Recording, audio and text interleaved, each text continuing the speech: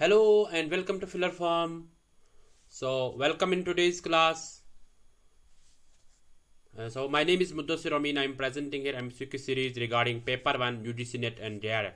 Okay. So, आज के जो MCQs है वो रहेंगे यूनिट 4 कम्युनिकेशन पर. ठीक है, पेपर 1. सो देखते हैं हमारा टारगेट क्या रहता है. हमारा टारगेट रहता है top 20 MCQs daily on paper 1 teaching and research aptitude at 2 PM. हमारा मिशन क्या है? UGC NET JRF. Okay. So क्या क्या मिलता है आपको फिलर फॉर्म से? आपको मिलता है free classes, free notes, live class, MCQs और PYQs. आपको फ्री बुक्स का एक्सेस मिलता है. तो ये सारा आपको मिलता है फिलर फॉर्म की तरफ से. और ये कहाँ से आप डाउनलोड कर सकते हैं? ये आप डाउनलोड कर सकते हैं फिलर फॉर्म की वेबसाइट पे जो है www.ugc-net.com. ओके. सो ये फ्री क्लासेस है, इनका लाभ लीजिएगा. और ये फिलर फॉर्म के एक एप्लीकेशन आते हैं फिलर फॉर्म के नाम से, उसको भी आप इंस्टॉल करो. वहाँ पे भी आप मॉक टेस्ट एंड क्विजेस दे सकते हैं. Okay. So good afternoon. Yes.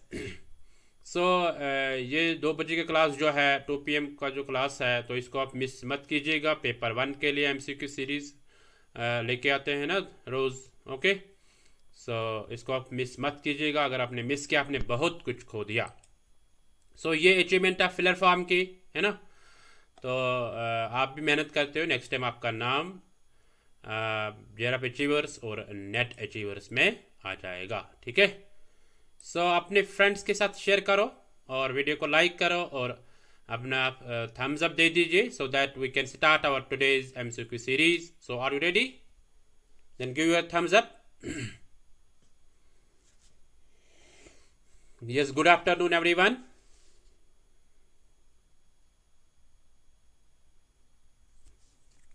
So let's begin. So let's get started. Let's start our today's MCQ series. Here आपके सेकंड क्वेश्चन नंबर 1. इसको पढ़ो और आंसर करो.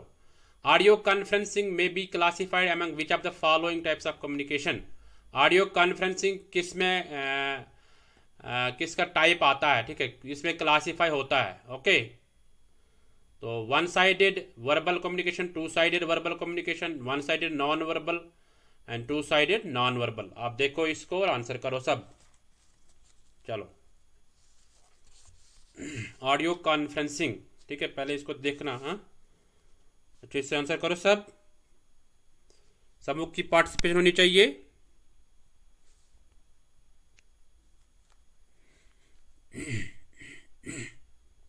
Very good.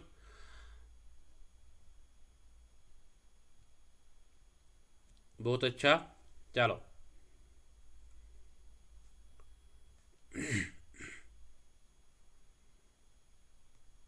तो देखते हैं इसका आंसर क्या होगा. ये रहा आपके स्क्रीन पे इसका आंसर.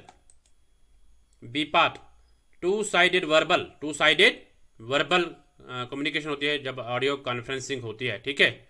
यस. तो जैसे ऑडियो कॉन्फ्रेंसिंग होगी तो उसमें जितने भी पार्टिसिपेंट्स होंगे यानी वो पार्टिसिपेट कर लेंगे. ठीक है. पर अगर 2 होंगे तो अगर एक बोलेगा फिर उसके बाद दूसरा रेस्पॉन्स दे देगा, है ना. तो ये टू साइडेड वर्बल यानी हम वर्बली बोलते हैं उसमें. ठीक है. ऑडियो कॉन्फ्रेंस में हम मतलब ऑडियो मतलब लैंग्वेज यूज़ करेंगे. ठीक है. तो दैट इज़ वर्बल कम्युनिकेशन और we can say two sided verbal, दोनों. ठीक है. ओके. सो थोड़ा देखते हैं इसके बारे में. वन साइडेड वर्बल क्या होता है? अगर एक ही मतलब बोलेगा, मतलब स्पीकर एक ही होगा तो बाकी सुनने वाले होंगे. ठीक है. तो वो उनका रेस्पॉन्स वापस नहीं आता होगा. ठीक है. दैट मीन्स उनमें जो एक इंडिविजुअल होगा उस ग्रुप में तो वो दूसरों को बताता होगा कुछ. ठीक है. मतलब वहाँ पे एक ही एक्टिव लिसनर होगा, एक एक्टिव होगा यानी सेंडर जो होगा वो एक्टिव होगा. ठीक है. बाकी जो होंगे उसमें वो पैसिव होंगे क्योंकि वो बोलेंगे नहीं. That is one sided verbal communication. Okay. इस तरह टू साइड वर्बल जिसमें दोनों इन्वॉल्व होंगे, बोथ सेंडर एंड रिसीवर इसमें इन्वॉल्व हो जाएंगे. ओके. सो ये आप ध्यान में रखना. टू साइडेड वर्बल मीन्स इसमें दोनों इन्वॉल्व हो जाएंगे बोलने में. तो इस तरह नॉन वर्बल कम्युनिकेशन आपको पता ही है जिसमें हम डिफरेंट एक्टिविटीज़ यूज़ करते हैं, डिफरेंट एक्सप्रेशन यूज़ करते हैं, जेस्चर्स यूज़ करते हैं ना, बॉडी मूवमेंट्स यूज़ करते हैं. ठीक है. बॉडी लैंग्वेज यूज़ करते हैं. ठीक है. टच, अपियरेंस, किसी की पर्सनैलिटी, है ना. हाँ, आर्टिफैक्ट्स हम यूज़ करते हैं. ओके. सो अब यहाँ पे वन साइडेड नॉन वर्बल का मतलब क्या है, जब एक ही यूज करेगा दूसरा यूज नहीं करेगा उसको, ठीक है। यानी जो एक्सप्रेशन है या जेस्चर्स या बॉडी लैंग्वेज वो एक ही यूज करेगा, दूसरा उसको सुनेगा बस, वो वहाँ से रिप्लाई नहीं करेगा, वहाँ से वो रेस्पॉन्स नहीं दे देगा, ठीक है। हाँ, इसी तरह to sided non verbal communication क्या होता है कि यानी जब दोनों इन्वॉल्व होंगे, इसमें दोनों की इन्वॉल्वमेंट होगी, that is two sided non verbal communication. Okay, so चलते हैं क्वेश्चन नंबर 2 पे, ये देखो आप और आंसर करो। Recording a television programme on a VCR is an example of. VCR पे रिकॉर्ड अगर हम करेंगे टेलीविजन प्रोग्राम तो वो किस में आ जाएगा, ठीक है। हाँ, वो किसकी एग्जांपल है, तो सब आंसर करो। सबों का आंसर आना चाहिए, चलो।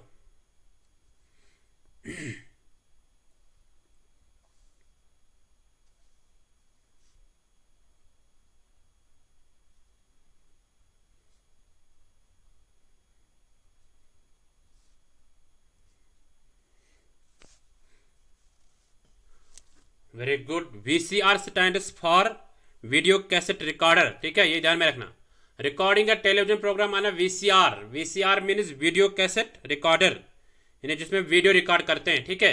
एक टेलीविजन प्रोग्राम हमें रिकॉर्ड करना होगा तो वीसीआर पे हम करते हैं, तो वो किसकी एग्जांपल है, ठीक है। Time shifting, B content reference, C mechanical clarity, D media synchronisation. चलो सब आंसर करो, सबों का आंसर आना चाहिए। थोड़ा रुकते हैं और चलो देखो इसका आंसर क्या होगा। ए पार्ट टाइम शिफ्टिंग, ठीक है, यानी हम टेलीविजन प्रोग्राम जो करते हैं वो हम एक मखसूस टाइम पे करते हैं, स्पेसिफिक वक्त पे करते हैं ना, दैट इज टाइम शिफ्टिंग, ठीक है। यस, ये ध्यान में रखना। तो time shifting is the example of recording programme on VCR. Okay, so ये आप ध्यान में रखना। तो चलते हैं नेक्स्ट क्वेश्चन पे, ये रहा आपके स्क्रीन में क्वेश्चन नंबर 3, इसको पढ़ो और आंसर करो। A negative reaction to a mediated communication is described as, यानी नेगेटिव रिएक्शन देना यानी क्रिटिसाइज कर लेना, ठीक है, मास कम्युनिकेशन को, ठीक है, यहाँ जहाँ पे कुछ बोला जाए यानी जिसमें बहुत सारे ऑडियंस होंगे, दैट इज मीडिएटेड कम्युनिकेशन, तो उसको हम क्या बोलेंगे, जिसको मतलब नेगेटिवली हम ले लेंगे, क्रिटिकली क्रिटिसाइज करेंगे, ठीक है, तो that what we call that a flag, B fragmented feedback, C passive response, D non conformity.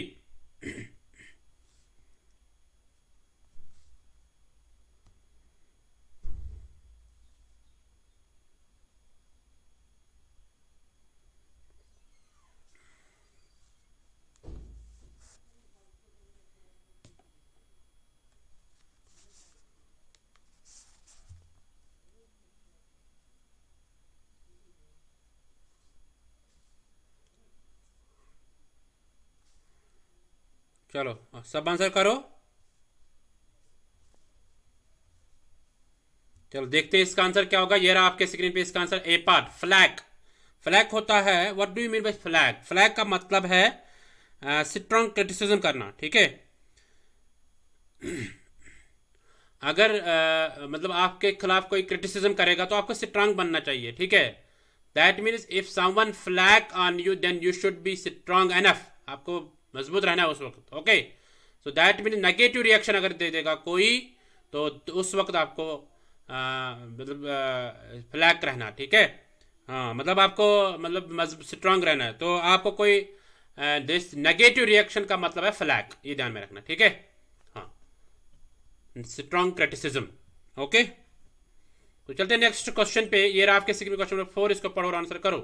In communication chatting in internet is, अगर हम कम्युनिकेशन की बात करेंगे, अगर हम इंटरनेट पे चैट करेंगे, ठीक है, हाँ, किसी भी प्लेटफॉर्म पे, चाहे व्हाट्सएप पे करेंगे, चाहे फेसबुक पे करेंगे, चाहे कोई और होगा, है ना, हाँ, इंस्टाग्राम होगा या कोई और प्लेटफॉर्म होगा, यानी इंटरनेट के जरिए जब हम चैटिंग करते हैं तो उसको क्या हम बोलेंगे, verbal communication, B non verbal communication, C parallel communication, D grapevine communication. चलो सब आंसर करो।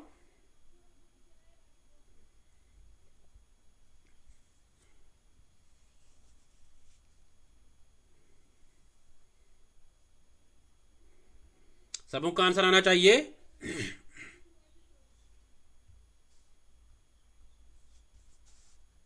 Very good.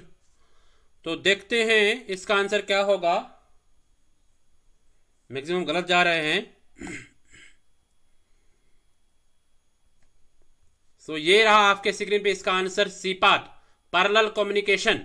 देखो वर्बल कम्युनिकेशन वर्बली हम बोलते हैं, इसको हम वर्बल कम्युनिकेशन नहीं बोलेंगे, ठीक है। हम लैंग्वेज यूज करेंगे, ठीक है। हाँ, तो हम यहाँ पे चैटिंग करते हैं, तो वो चैटिंग पता कैसी होती है, वो जब दूसरे तक पहुँचती है वो एज ए वर्ड नहीं मतलब हम भेजते हैं। हम टाइप करते हैं तो वहाँ से वो मतलब बिट्स में होता है, ठीक है, बाइनरी डिजिट्स में होता है एक्चुअली वो, यानी मैसेज जो समझता है, जो ये मशीन होती है, फॉर एग्जाम्पल मोबाइल होगा या लैपटॉप होगा, तो वो मशीन ही है। तो वो मशीन जो होती है वो समझती है बाइनरी डिजिट्स को, किसको, यानी बाइनरी डिजिट्स को समझती है। दैट मीन्स फिर वो हमें दिखता है किस में, वर्ड फॉर्म में, है ना, या अल्फ़ाबेट फॉर्म में। तो दैट मीन्स हम यहाँ पे कहेंगे कि यानी जो कम्युनिकेशन होती है इंटरनेट पे वो होती है पैरेलल कम्युनिकेशन, ठीक है। यानी वर्बल हम नहीं बोलेंगे, ठीक है। हाँ, एक्चुअली जो मशीन होती है यानी इंटरनेट के जरिए वो मशीन ही है, ठीक है, जहाँ पे होगा तो वो मशीन ही होगी। तो बाइनरी डिजिट्स यूज होते हैं, वहाँ लैंग्वेज को यूज नहीं करता है, ठीक है। That is parallel communication. Maximum आप देखोगे इसमें आंसर दिया गया होगा वर्बल कम्युनिकेशन, ठीक है।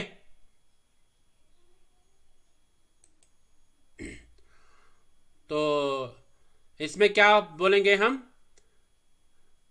इसमें पैरेलल कम्युनिकेशन आ जाएगा, ठीक है, ये आप ध्यान में रखना। सो पैरेलल कम्युनिकेशन क्या होता है, in micro computers parallel communication refers to method of conveying multiple binary digits simultaneously. यानी जब हम मल्टीपल बाइनरी डिजिट्स किसी को भेजेंगे तो वो इंफॉर्मेशन ही होगी, ठीक है, वो फिर कन्वर्ट होता है, वो हमें फिर दिखता है वर्ड्स में या नंबर्स में, है ना, या अल्फ़ाबेट्स में।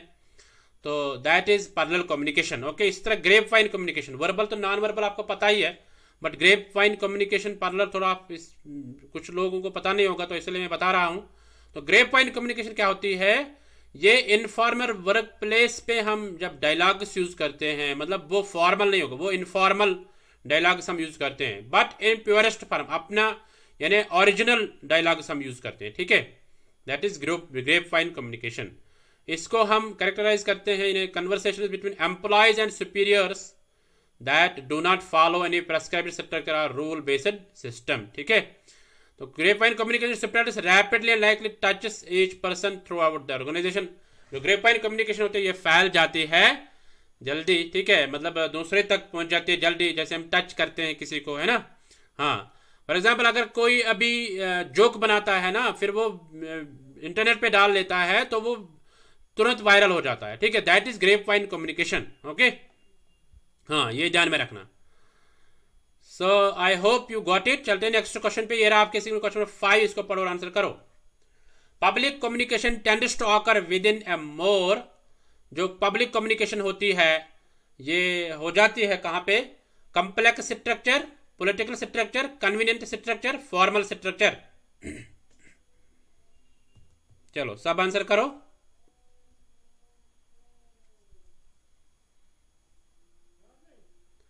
पब्लिक कम्युनिकेशन होती है, ठीक है, किस स्ट्रक्चर में, complex structure, political structure, convenient structure, formal structure. Very good, सब आंसर करो।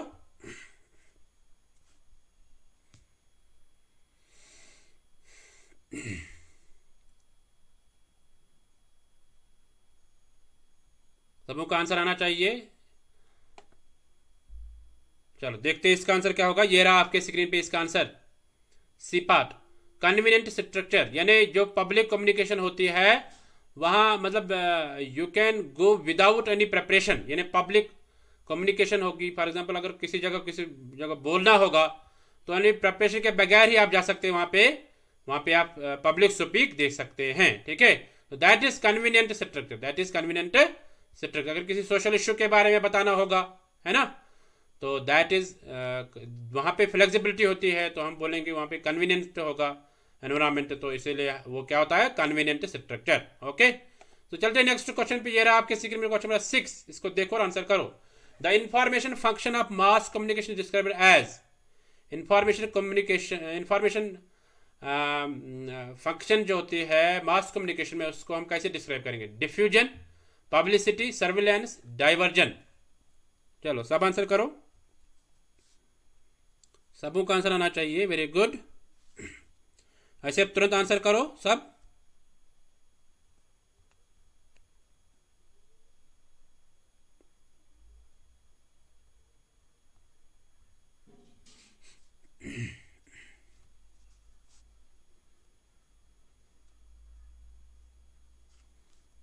चलो, यानी इंफॉर्मेशन फंक्शन मास कम्युनिकेशन में जो होती है उसको क्या हम बोलते हैं, ठीक है।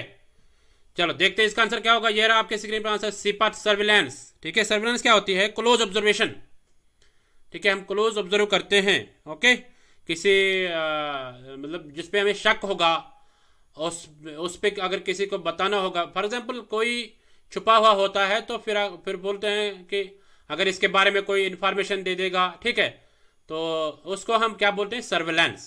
ठीक है, हाँ, मतलब हम क्लोज ऑब्जर्व करते हैं, फिर उसके बारे में देखते हैं कि वो कहाँ से निकलेगा, कहाँ से कैसे उसको पकड़ेंगे, ठीक है, दैट इज सर्वेलेंस। ओके, तो ये आप ध्यान में रखना। हाँ, सो चलते हैं नेक्स्ट क्वेश्चन पे। ये रहा आपके स्क्रीन में क्वेश्चन नंबर, हाँ, पहले इसको देखते हैं। Surveillance, surveillance is the monitoring of the behaviour, activities और अदर चेंजिंग इंफॉर्मेशन। सर्वेलेंस क्या किसको कहते हैं? कि जब हम बिहेवियर को मॉनिटर करते हैं किसी के, या उसके एक्टिविटीज़ को, या इंफॉर्मेशन को, usually of people for the purpose of influencing, managing, directing और प्रोटेक्टिंग देम। तो हम क्या करते हैं? लोगों को उसमें इन्फ्लुएंस वो करते हैं, मैनेज करते हैं उसको, ठीक है, उस ऑब्जर्वेशन को, उसकी डायरेक्शन दिखाते हैं, उसको प्रोटेक्ट करते हैं, ठीक है। तो ये सारा ऑब्जर्व हम करते हैं through some equipment that is known as CCTV. ठीक है, हाँ, सीसीटीवी से भी हम ऑब्जर्व कर सकते हैं ये, या हम खुद भी कर सकते हैं, ठीक है, या कोई इन्फॉर्मर रहेगा तो वो कर सकता है, ठीक है। हाँ, तो ये ध्यान में रखना आप। और interception of electronically transmit information such as internet traffic और फोन कॉल्स, है ना। तो it can include simple relatively no और low technology method such as human intelligence agents and post, वही मतलब इन्फॉर्मर होता है, ठीक है। हाँ, द वर्ड सर्विलेंस, जो वर्ड सर्विलेंस वो आया है फ्रेंच फ्रेज से वॉचिंग ओवर, ठीक है, इसका मतलब वॉचिंग। सर मीन्स फ्रॉम अबव एंड विलर मीन्स टू वॉच, यानी किसी के ऊपर नजर रखना, किसी के ऊपर नजर रखना, that is surveillance. Okay, so ये आप अच्छे से ध्यान में रखना, दोबारा गलत नहीं होना है, ठीक है। तो चलते नेक्स्ट क्वेश्चन पे। ये आपके स्क्रीन में क्वेश्चन नंबर 7, इसको पढ़ो और आंसर करो। Disturbances that interfere with the transmission, receipt और feedback of a message are called. यानी जो डिस्टर्बेंसेज होती है, मैसेज जब हमारे तक आ जाती है तो उसमें जो डिस्टर्बेंसेज रहती है, या हम यहाँ से बोलते हैं तो उसके बीच में जो डिस्टर्बेंस रहेगी, या हम रिसीव करेंगे कुछ, है ना, तो उसको क्या बोलेंगे? Feedback, feed forward, the channel, noise. तो सब आंसर करो, सब बताओ।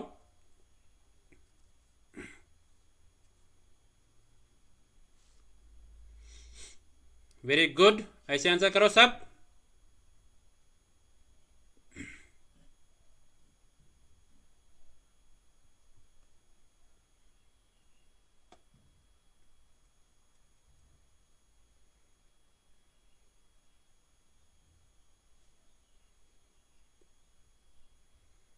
चलो सब आंसर करो। चलो देखते हैं इसका आंसर क्या होगा। ये रहा आपके स्क्रीन पे इसका आंसर, डी पार्ट, नॉइज। ठीक है, इसका आंसर आएगा नॉइज, यानी जो डिस्टर्बेंसेस रहते हैं in between the communication, that is called noise. Okay, तो चलते हैं नेक्स्ट क्वेश्चन पे। ये रहा आपके स्क्रीन में question number 8। The most powerful barrier of communication in the class is, यानी क्लास में जो मोस्ट पावरफुल बैरियर जो कम्युनिकेशन का रहता है वो कौन सा रहता है? Noise in the classroom, sure है ना। B, confusion on the part of teacher, teacher जो बोलता है अगर किसी कंसेप्ट में हमें कंफ्यूजन रह गया, क्या वो है? Say more outside disturbance in the classroom, यानी बाहर से डिस्टर्बेंस हो रही, बाहर से जो आवाज़ आ रही है वो डिस्टर्ब करती है।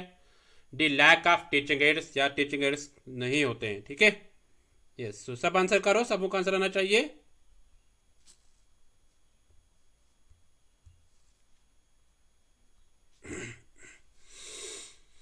Most powerful barrier of communication in the class, class में मोस्ट पावरफुल बैरियर बताना है।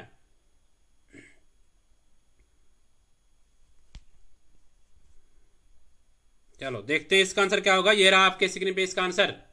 B part, confusion on the part of teacher, यानी टीचर जो बोलता है अगर किसी कंसेप्ट में कंफ्यूजन रहा तो that is most powerful barrier of communication in the classroom. Okay, so I hope you got it. चलते हैं नेक्स्ट क्वेश्चन पे। आपके screen question number 9, disruption in the communication process called, ठीक है, ट्रांसग्रेशन, फीडबैक, नॉइज, इंटरैक्शन। तो सब answer करो।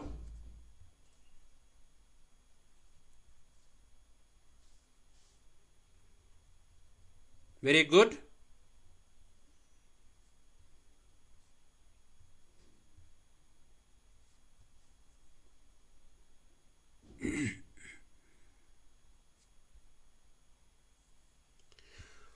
हाँ, so disruption in the communication process called, देखते हैं इसका आंसर क्या होगा। ये रहा आपके स्क्रीन पे इसका आंसर। सी पार्ट, नॉइज, यानी डिस्ट्रप्शन का मतलब क्या है, डिस्टर्बेंस रहना, ठीक है।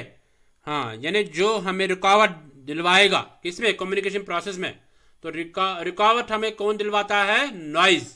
जब नॉइज होगा तो उस वक्त हम अच्छे से कम्युनिकेशन नहीं कर पाएंगे। ओके, तो चलते हैं नेक्स्ट क्वेश्चन पे। आपके क्वेश्चन नंबर 10, इसको पढ़ो पर आंसर करो। Which of the following is not true about the grapevine, grapevine के बारे में इनमें से कौन सा सही नहीं है, नॉट ट्रू बताना। It is faster than formal communication network, it is less accurate then formal network, it is found in almost all organisations, it is preferred for formal और कम्युनिकेशन। अभी इससे पहले मैं ग्रेप वाइन बता रहा था कि ग्रेप वाइन क्या होता है, ठीक है।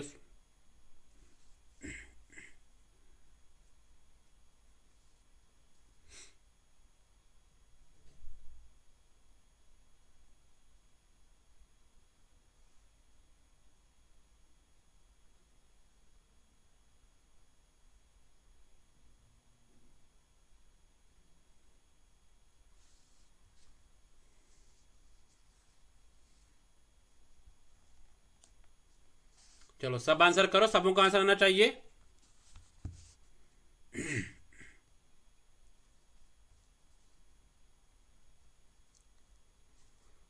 चलो देखते हैं इसका आंसर क्या होगा। ये रहा आपके स्क्रीन पे इसका answer. D part, it is preferred for formal communication, यानी ये वाला इसके लिए सही नहीं है, क्योंकि ग्रेप वाइन कम्युनिकेशन जो होती है उसमें इनफॉर्मल होता है। क्या होता है, इनफॉर्मल मैसेज होती है। So that means formal communication नहीं होती है उसमें, ठीक है। नॉट ट्रू जो है वो क्या है, यानी सही नहीं क्या है कि वो है फॉर्मल कम्युनिकेशन, है ना। देखो, it is found almost all, her organism में होती है, चाहे गवर्नमेंट या प्राइवेट होगा, जोकिंग तो होती रहती है, ठीक है। इसी तरह लेस एक्यूरेट विद देन, तो फॉर्मल नेटवर्क में कम होता है। फास्टर देन फॉर्मल कम्युनिकेशन, ये उससे फॉर्मल कम्युनिकेशन से ज़्यादा तेज़ है, ठीक है। तो ये फॉर्मल कम्युनिकेशन में ज़्यादा प्रेफर नहीं किया जाता है, ठीक है। So that means it is not true about grapevine. Okay, तो चलते नेक्स्ट क्वेश्चन पे। ये रहा आपके स्क्रीन पर क्वेश्चन नंबर 11, इसको देखो और आंसर करो। Level C of the effectiveness of communication is defined as, level C यहाँ पे बात कर रहा है। Level C of the effectiveness of communication is defined as, level C किसको बोलते हैं, A channel noise, B semantic noise, C psychological noise, D source noise. चलो सब आंसर करो।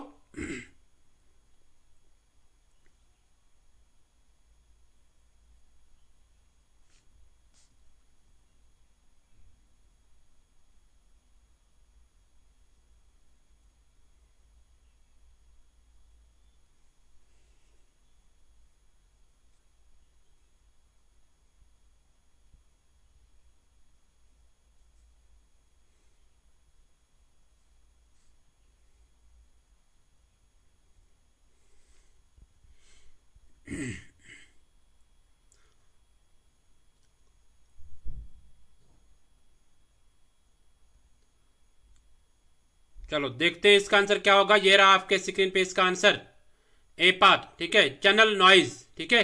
तो लेवल सी जो है इफेक्टिवनेस ऑफ कम्युनिकेशन, तो वो चैनल नॉइज होता है। क्या होता है? Channel noise. ओके, सो चलते हैं नेक्स्ट क्वेश्चन पे। ये रहा आपके स्क्रीन पे क्वेश्चन नंबर 12, इसको पढ़ो और आंसर करो। All of the following are barriers to effective communication except, यानी इसमें सारे बैरियर ऑफ कम्युनिकेशन है, तो कौन सा नहीं है? ठीक है, absence of noise, absence of noise, B distortion of information, C information overloads, D none of the above.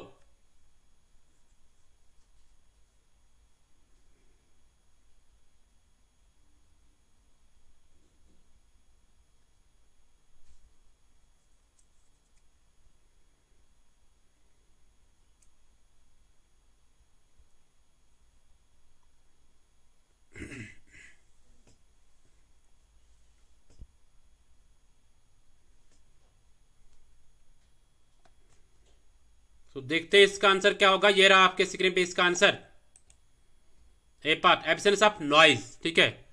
इसमें बैरियर्स ऑफ इफेक्टिव कम्युनिकेशन है, तो एब्सेंस ऑफ नॉइज जो होगा तो ये नहीं है बैरियर, ठीक है। डिस्टॉर्शन ऑफ इंफॉर्मेशन, तो ये भी है। इंफॉर्मेशन ओवरलोड्स, बहुत ज़्यादा इंफॉर्मेशन होगी तो ये भी होगी, ठीक है, बैरियर ऑफ इफेक्टिव कम्युनिकेशन।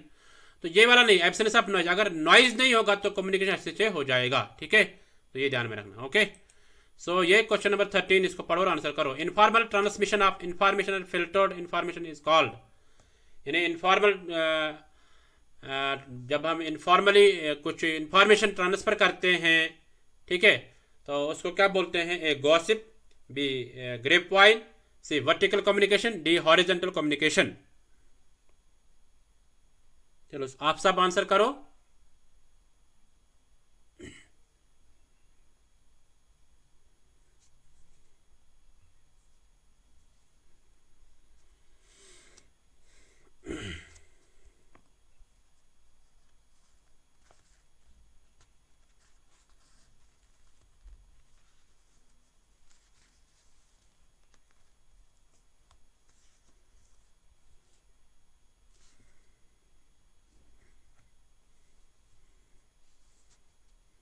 चलो देखते हैं इसका आंसर क्या होगा। ये रहा आपके स्क्रीन पे इसका answer, B part, grapevine communication, ठीक है। ग्रेप वाइन को यहाँ पे ये इनफॉर्मल ट्रांसमिशन ऑफ इंफॉर्मेशन होती है, ठीक है, हाँ, मतलब ये इनफॉर्मली बोला जाता है। Okay, so that is grapevine. Okay, ये ध्यान में रखना, ये पिछले बार भी रिपीट हुआ है। सो चलते हैं नेक्स्ट क्वेश्चन पे। ये रहा आपके स्क्रीन में क्वेश्चन नंबर 14, इसको देखो और आंसर करो। An example of physiological noise is, physiological noise की एग्जाम्पल आपको बतानी है।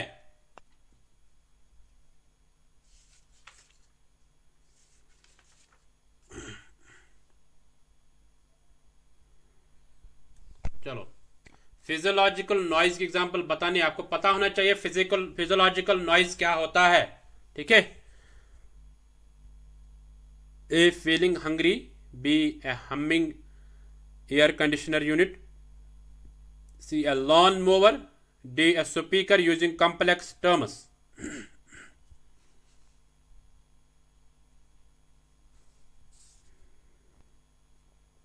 चलो सब आंसर करो, सबों का आंसर आना चाहिए। चलो देखते हैं इसका आंसर क्या होगा। ये रहा आपके स्क्रीन पे इसका answer, A part, feeling hungry is the example of physiological noise. तो फिजियोलॉजिकल नॉइज क्या होता है? फिजियोलॉजिकल नॉइज होता है जब डिस्ट्रैक्शन होगी, यानी हंगर की वजह से, है ना, भूख की वजह से, है ना, थकावट की वजह से, फैटेग की वजह से होगी, या किसी को सर दर्द होगा, है ना, तो उसको भी हम फिजियोलॉजिकल नॉइज बोलेंगे। या मेडिकेशन, किसी को प्रॉब्लम होगी, फॉर उसने कोई मेडिसिन खाया होगा तो उसको फिर प्रॉब्लम हो जाएगी, that comes under physiological noise. Okay, तो इसमें और नॉइज है, फॉर एग्जांपल फिजिकल नॉइज है ना, तो इसमें डायरेक्ट, मतलब most direct form of influence होती है इसमें, ठीक है। जैसे फॉर एग्जांपल ट्रैफिक हॉर्नेस होती है ना, या पुअर लाइटिंग होती है, तो दैट इज फिजिकल नॉइज। इसी तरह साइकोलॉजिकल नॉइज होता है, ठीक है। तो उसमें साइकोलॉजिकल नॉइज में क्या करते हैं कि मतलब इसमें अफेक्ट करते हैं हमारे, मतलब जो क्वालिटी होगी, बोलने की अंदाज होगा तो वो सही नहीं होगा, ठीक है। That is psychological noise. यानी जो कंटेंट होगा वो डिलीवर जो करता होगा कम्युनिकेशन में, तो वो अच्छे से वो डिलीवर नहीं कर पाता होगा, ठीक है। हाँ, तो बाकी बाकी इसमें पैसिव होंगे, ठीक है। इसी तरह सिमेंटिक नॉइज होता है लैंग्वेज बैरियर, मतलब जो लैंग्वेज अच्छे से यूज़ नहीं कर पाता होगा, ठीक है। हाँ, सो ये है कुछ नॉइज़, ठीक है। फिजियोलॉजिकल नॉइज़ है, फिजिकल, साइकोलॉजिकल, तो इसको आप पढ़ लो अच्छे से। सिमेंटिक नॉइज, इसमें से क्वेश्चन आ जाता है, ओके। तो चलते नेक्स्ट क्वेश्चन पे रहा आपके स्क्रीन पे, क्वेश्चन नंबर 15। इसको भी पढ़ो और आंसर करो। A speaker using complex terms is an example of, यानी जब स्पीकर यूज करेंगे हम, बट उसमें हम कॉम्प्लेक्स टर्म्स यूज करेंगे, जो हमें समझ में नहीं आ जाएंगे इस टर्म्स, तो वो किसकी एग्जांपल है? फिजियोलॉजिकल नॉइज की। फिजियोलॉजिकल नॉइज यानी यहाँ पे साइकोलॉजिकल पढ़ लेना इसको, ठीक है। C semantic noise, D physical noise, ठीक है। तो इनमें से बी को मानना ये साइकोलॉजिकल नॉइज है, ठीक है। हाँ, physiological noise, psychological noise, semantic noise, physical noise, तो ये दोनों फिजियोलॉजिकल नहीं है, तो यहाँ पे इसको पढ़ लेना साइकोलॉजिकल, ओके। तो सब आंसर करो, सबों का आंसर आना चाहिए। Very good.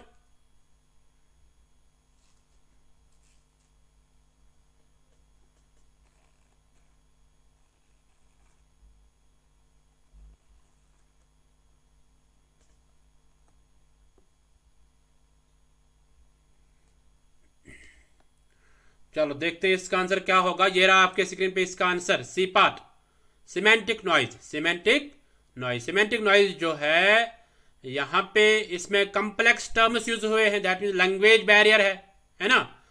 तो स्पीकर यूज हुआ है, तो बट उसमें कॉम्प्लेक्स टर्म्स बोले गए। कॉम्प्लेक्स टर्म मतलब कि लैंग्वेज हमें समझ में नहीं आ जाता है, ठीक है। हाँ, that is semantic noise. Semantic noise ही कहता है कि ये मतलब लैंग्वेज बैरियर हो जाता है, ठीक है। मतलब हमें समझ में नहीं आ जाती वो लैंग्वेज, हैं। और जहाँ पे डिफिकल्ट वर्ड्स यूज होंगे तो वो कैसे समझ में आ जाएगा, ठीक है। तो that is semantic noise, okay. तो चलते नेक्स्ट क्वेश्चन पे। ये रहा आपके सीखे में क्वेश्चन नंबर 16। इसको पढ़ो और आंसर करो। And noise in the communication process, noise क्या होता है कम्युनिकेशन प्रोसेस में? Causes listeners to listen to messages more carefully, B interferes with the message, C focuses wandering thoughts, D enhances a message. तो सब answer करो, सबों का answer आना चाहिए।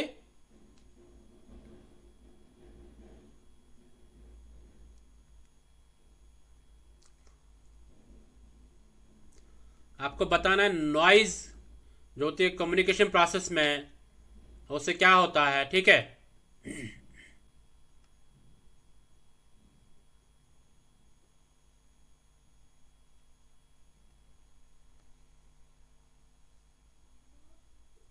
चलो देखते हैं इसका आंसर क्या होगा। ये रहा आपके स्क्रीन पे इसका answer, B part, interferes with a message. Interferes with a message यानी मैसेज से वो इंटरफेयर करते हैं, ठीक है। नॉइज जो होती है कम्युनिकेशन प्रोसेस में, उसमें हम इंटरफेयर करते हैं, ठीक है, मैसेज में, ठीक है। मतलब ये जो नॉइज होती है हमारे मैसेज को ये रोक लेता है, या मतलब एक कहेंगे हम ये डिस्ट्रैक्टर बनता है, ठीक है, हमारे मैसेज में, जब हम किसी से क्या करते हैं, कम्युनिकेशन करते हैं, ओके। तो चलते हैं नेक्स्ट क्वेश्चन पे। ये रहा आपके स्क्रीन में क्वेश्चन नंबर 17। इसको पढ़ो और आंसर करो। A fixed and categorized impression of a group of people based on a predetermined set of qualities is called, fixed और categorise impression of group of people जो होते हैं और जिसमें हम कुछ क्वालिटीज लेते हैं, तो उसको क्या बोलते हैं? A generalising, B consistency, C stereotyping, D oversimplification.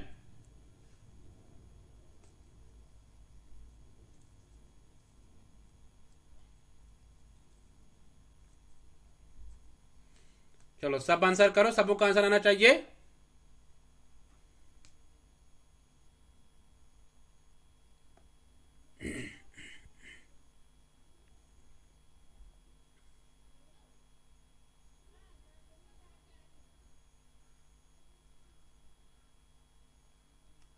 चलो देखते हैं इसका आंसर क्या होगा। ये रहा आपके स्क्रीन पे इसका answer, C part stereotyping. Okay, so यानी इसमें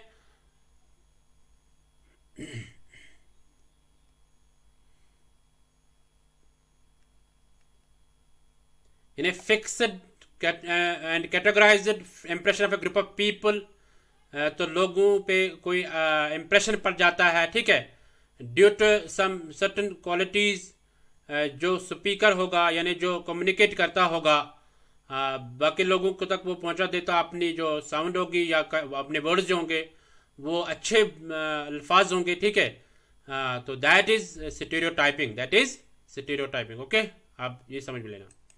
सो चलते हैं नेक्स्ट क्वेश्चन पे। ये रहा आपके क्वेश्चन नंबर 18, इसको पढ़ो और आंसर करो। The goal of perception checking is, goal of perception checking is A. Confirmation. B. Cultural sensitivity. C. To further explore the thoughts and feelings of others. D. Control. So आप सब answer करो।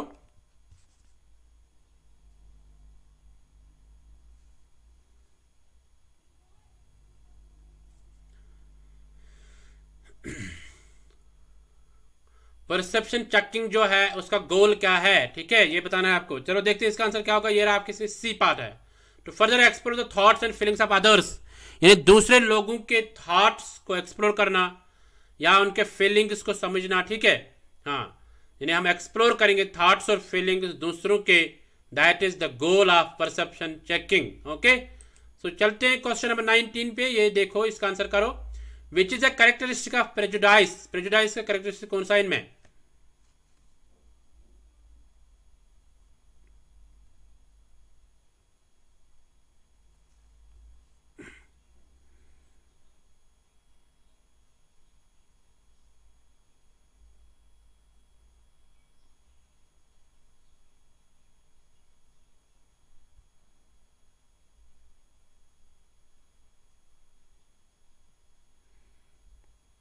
चलो देखते हैं इसका answer क्या होगा। ये रहा आपके स्क्रीन पे इसका answer, D part, all the एबो।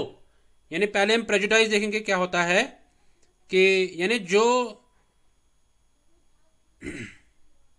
यानी हम कोई ओपिनियन ले लेंगे बट उसका कोई रीज़न नहीं होगा। प्रेजुडाइज मीन्स हम कोई ओपिनियन ले लेंगे कम्युनिकेशन में, बट जब हम कम्युनिकेट किसी से करेंगे उससे हम ले लेंगे कोई ओपिनियन, बट उसका कोई लॉजिक नहीं होगा पीछे से, उसका कोई एक्चुअल रीजन नहीं होगा, ठीक है, दैट इज प्रेजुडाइज। सो इसके कैरेक्टरिस्टिक क्या है? Generaliser evaluation specifically of out group members, यानी हम इवेल्युएट करते हैं जो आउट ग्रुप मेंबर्स होते हैं, ठीक है, यानी ऑर्गेनाइजेशन के आउट ग्रुप मेंबर्स होते हैं उनको हम ऐसे इवेल्युएट करते हैं, ठीक है, दैट इज प्रेजुडाइज। मतलब उसका कोई लॉजिक ही नहीं रहता, कोई रीजन ही नहीं रहता। नेगेटिविटी हम करते हैं उनके बारे में, ठीक है, या बायस्ड परसेप्शंस होते हैं, तो ये सब इसके कैरेक्टरिस्टिक्स है।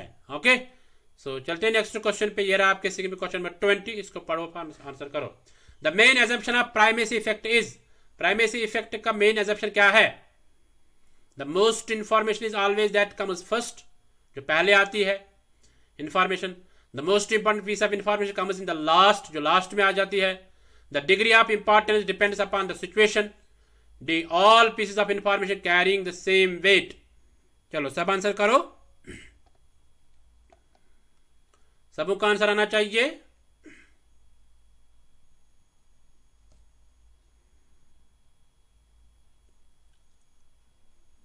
चलो देखते हैं इसका आंसर क्या होगा, थोड़ा सा वेट करते हैं। ये रहा आपके स्क्रीन पे इसका आंसर, ए पार्ट, ठीक है। The most information is always that comes first, ठीक है। थोड़ा सा देखते हैं इसके बारे में। What is the primacy effect? Primacy effect क्या होता है, ठीक है, तो ये प्राइमेसी इफेक्ट होता है कि यानी जब हम कोई इंफॉर्मेशन को रिकॉल करते हैं, ठीक है, हाँ,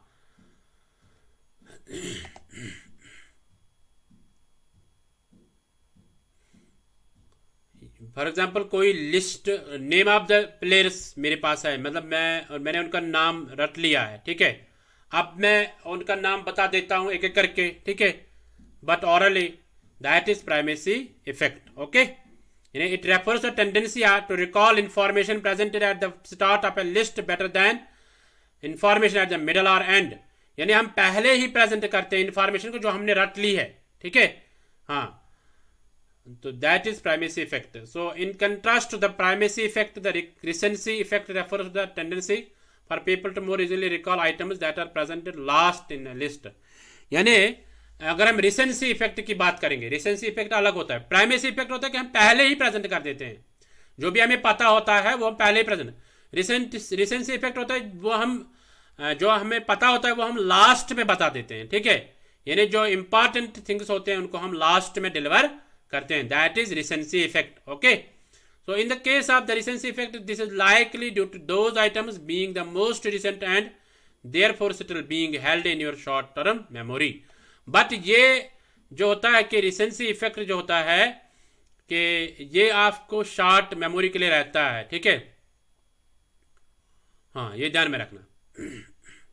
what influence is the primacy effect. Primacy effect को दो इफेक्ट करते हैं, दो इन्फ्लुएंस करते हैं. क्या क्या? एक होता है टाइम ऑफ प्रेजेंटेशन, कब हम प्रेजेंट करेंगे इसको. ठीक है, हाँ, the longer the time between the presentation of items on the list the greater the primacy effect. यानी जितना हम टाइम निकालेंगे between the presentation of items, है ना, तो उतना वो प्राइमेसी इफेक्ट ज़्यादा रहेगा. ठीक है, मतलब जितना हम टाइम दे देंगे प्रेजेंटेशन ऑफ आइटम्स में, ठीक है, तो उस वक्त उतना ज़्यादा प्राइमेसी इफेक्ट रहेगा. तो ये उनमें रहता है, टाइम ऑफ प्रेजेंटेशन में रहता है कि जो अपने कंटेंट जो होगा, जो उनको बताना होगा, तो उसको वो बार बार बोलते रहेंगे. ठीक है, हाँ. उस तरह time of recall, when there is a delay in recall it affects the primacy effect in a negative way such that it is reduced. यानी अगर हम कोई बात बोलेंगे बट हमें बीच में याद नहीं आ जाएगी, ठीक है, तो वो इफेक्ट करेगा किसको? प्राइमेसी इफेक्ट को वो इफेक्ट करेगा, इन्फ्लुएंस करेगा किसको? प्राइमेसी. अगर हमें बीच में याद नहीं आ गया, फर्ज मैं आपको बोलता हूं, अगर मुझे कभी कभार याद नहीं आ जाएगा, ठीक है, तो वो किस पे इफेक्ट पड़ेगा? कि आपको भी फिर याद कल नहीं रहेगा. ठीक है, यस, तो ये ध्यान में रखना. सो ये हिंदी में है इसका प्राइमेसी इफेक्ट. ठीक है, इसको आप स्क्रीनशॉट ले लो. चलो ले लो सब स्क्रीनशॉट. सो आई होप आपने स्क्रीनशॉट ले लिया है. So thank you everyone. आप नोट्स को कैसे डाउनलोड करोगे? आप इस वेबसाइट पे जाओ और वहां से नोट्स डाउनलोड कर लोगे आप, और आप कमेंट में फीडबैक दे दो कैसा रहा आपका आज का एमसीक्यू सीरीज.